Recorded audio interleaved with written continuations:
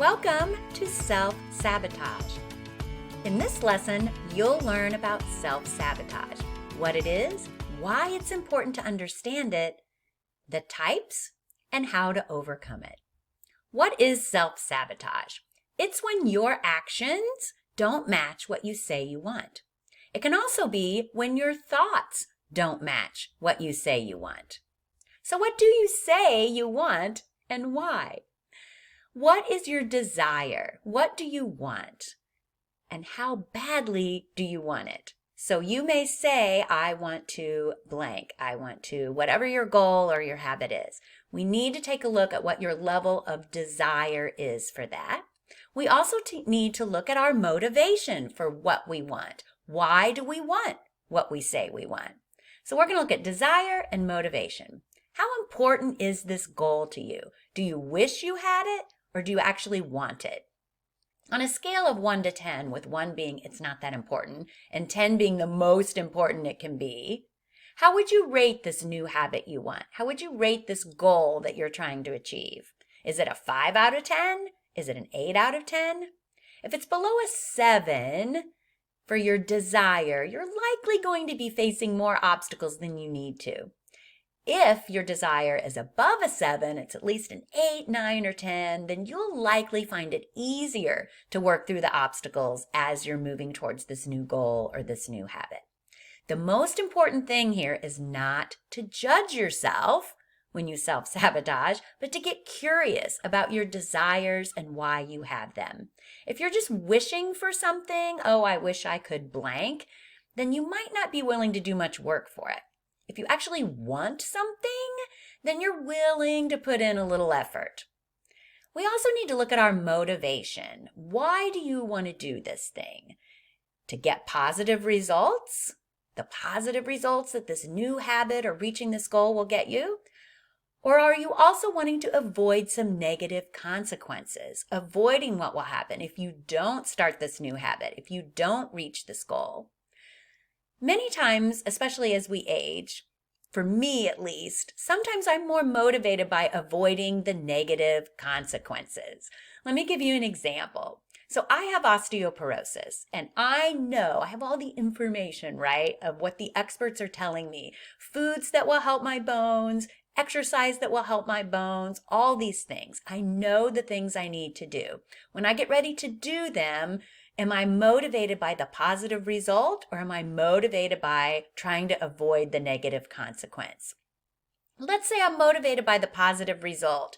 Let's say that picture at the top is me. I'm in my 60s, 70s, 80s, and I'm walking and I'm strong. So I can think of that as the positive result that drives me to do my osteoporosis exercises, to make those lifestyle changes, to do the things I know will help me.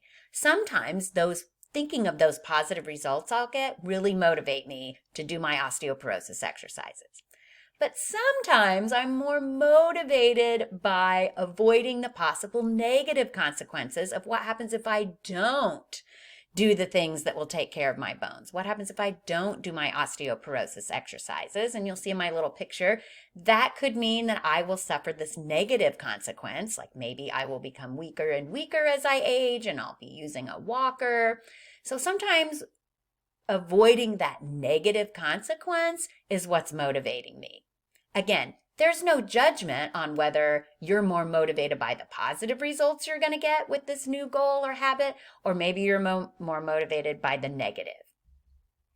Check your level of desire. Do you wish it or do you actually want it? And check your motivation each time you self-sabotage. We're going to get curious and ask ourselves these questions. Why do I want blank? Why do I want this? Why is it important to have this new habit? Why is it important to reach this goal? What will having this do for me when I have this habit or this goal? Then we also want to flip it, right? To think about the potential negative. What happens if I don't do this thing right now? What happens if I don't do this new action or get this new habit in 5 years, 10 years? What might happen in the future? Again, we're getting curious. So self-sabotage, when your actions don't match what you say you want, when your thoughts don't match what you say you want. I may say I want this, right? This picture of walking. I may say I want to start exercising regularly, but instead I'm doing this and I'm scrolling on my phone. Again, no judgment. I'm just noticing like, well, I say I want this, but my action's not really matching it. Or I say I want to walk, but my thoughts and the story I'm telling myself doesn't really match that or make it easy to do it because I'm telling myself as I'm on the couch, I don't have time to exercise. So that's an example of where my thought is not matching what I say I want. We can unconsciously undermine ourselves, right? Especially with those thoughts. If I say I don't have time to exercise, it's going to be harder for me to literally find the time to exercise because my brain wants my thoughts and my actions to match. So we tell ourselves that story, right? And then we get frustrated and discouraged that we didn't follow through. And we just keep telling ourselves that story with those negative thoughts like, I've tried and tried to blank, to lose weight, to exercise more, to not eat before I go to bed, and I can never stick with it. It never works. I just don't have time. This is too complicated, right? We tell ourselves these stories. I want to invite you to stop. Stop judging and shaming yourself over your self-sabotage or over your previous self-sabotage. My friend, doing this just keeps you farther from your goals. So you're going to learn to respond differently to your self-sabotage by getting curious. Listen, self-sabotage happens, okay? So don't freak out when it happens. Especially when you're trying something new and you're trying to form a new habit or do a new action. It's part of the process. It's part of your brain trying to keep you safe. It's okay to be human. We're going to practice a new way to respond to the self-sabotage. Don't do this. There's that picture where you're like judging and shaming, but do this instead. Get curious. Oh, how interesting that I said I was going to do this, but when it came time to go out or whatever, I did this instead. Just get curious about it.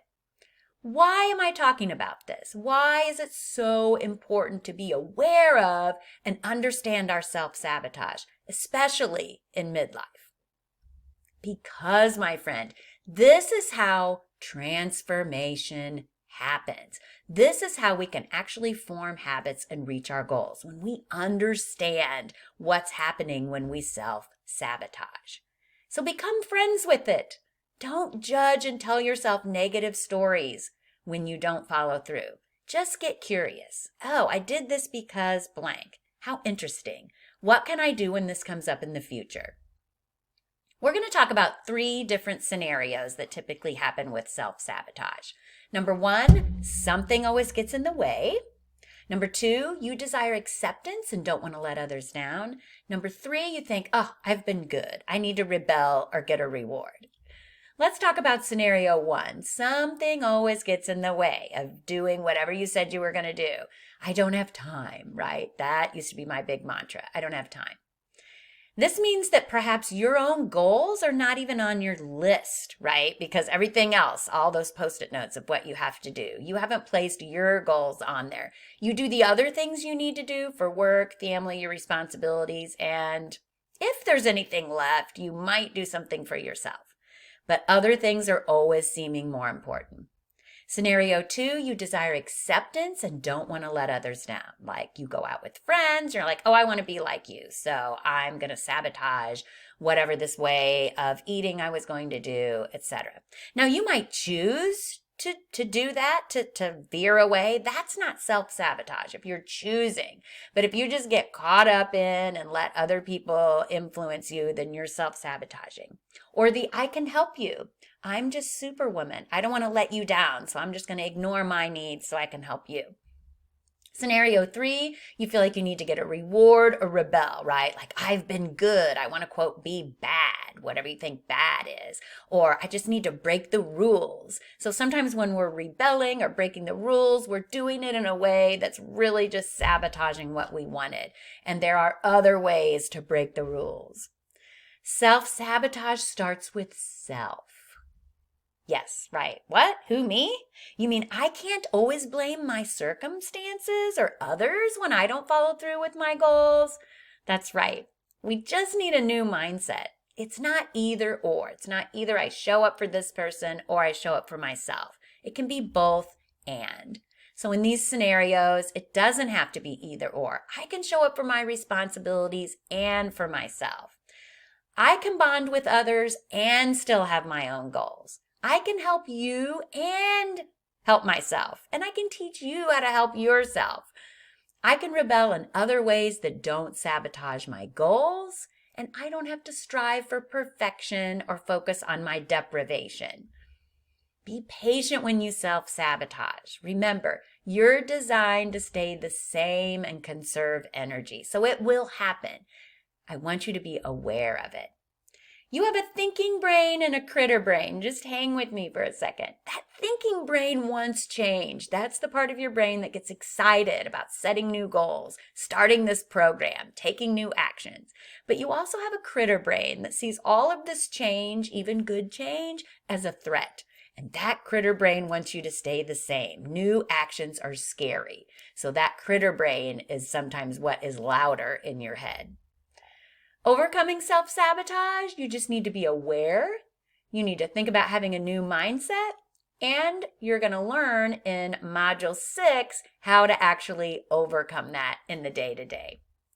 Just breathe, my friend. Self-sabotage is normal, and you can learn how to work through it without judging yourself.